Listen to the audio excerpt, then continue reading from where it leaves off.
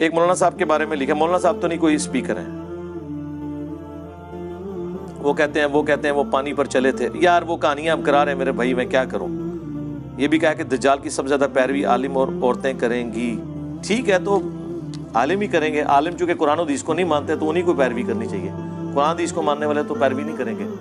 باقی یہ جو وہ جن صاحب کا آپ نے نام لکھا ہے، وہ کہہ رہے ہیں کہ جی، میں نے کل پرسوں کی ایک ویڈیو دیکھی، اس میں وہ کہہ رہے تھے کہ انجینئر صاحب جو بزرگوں کا رد کرتے ہیں تو ایسا بھی نہیں ہے، اچھے بزرگ بھی تھے، اور نقل اسی کی ہوتی ہے جس کی اصل موجود ہو. محمد علی مرزا صاحب کے اسٹوڈنٹ نا، وہ پاس چلتے ہیں، سر یہ آپ تصوف کے فالوور ہے، حالانکہ آپ انعام لائک، وہ میں مانتا ہوں اس بیچارے کی ایک ہی غلطی ہے، اس کو تصوف سمجھ نہیں آ رہا.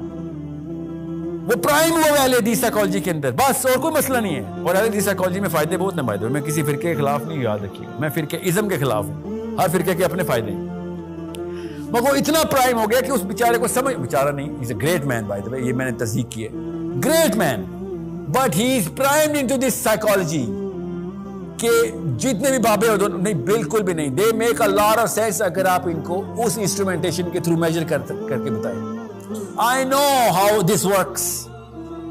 مسئلہ یہ پاکستانی 2 نمبر جب سنانے پہ آتا تو پھر کہانیاں لپیٹ دیتا ہے ایسی.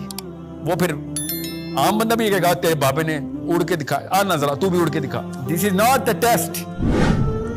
تو یہ نقلی بزرگان دین کا ہونا اس بات کا ثبوت ہے کہ اصلی بھی کوئی بزرگ ہوتے تھے جو یہ سارے کرتب کرتے تھے جو یہ جھوٹ بولتے ہیں. ہم اس کے جواب میں صرف اتنے ہی کہیں گے، رکو ذرا، صبر کرو. اصل اس کی انبیاء اکرام ہوا کرتے تھے، ان کی یہ نقلیں اتارتے ہیں. مثلا اصل تھی خانہ کعبہ، اس کی نقل یہ اتاری کہ غلاف کعبہ وہاں پہ چڑھتا تھا، انہوں نے قبروں پہ غلاف چڑھائے. خانہ کعبہ کو غسل دیا جاتا تھا، انہوں نے قبر کی غسل کی محفلیں ارینج کرنی شروع کر دی عرس کے نام پہ. اب آپ اس کا یہ کہیں گے کہ اس کی بھی کوئی اصل موجود تھی کہ صحابہ اکرام رسول اللہ کی قبر کو بھی غسل دیا کرتے تھے، اور صحابہ اکرام کی قبروں کو تابعین بھی غسل دیا کرتے تھے، وہ غسل جائز ہوتا تھا. آج جو داتا دربار کا غسل ہو رہا ہے یہ ناجائز ہے، تو ہم کہیں گے کہ یار یہ تو غلط کہہ رہے ہیں. اصل ہے، اصل انبیاء ہیں، باقی سب کچھ ہی فراڈ ہے. یہ ٹوٹلی فراڈ ہے.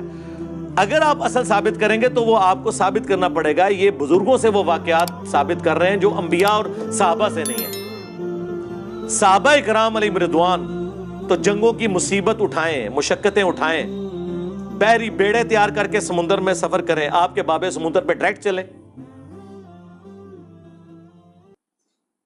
جعلی باتیں ہیں.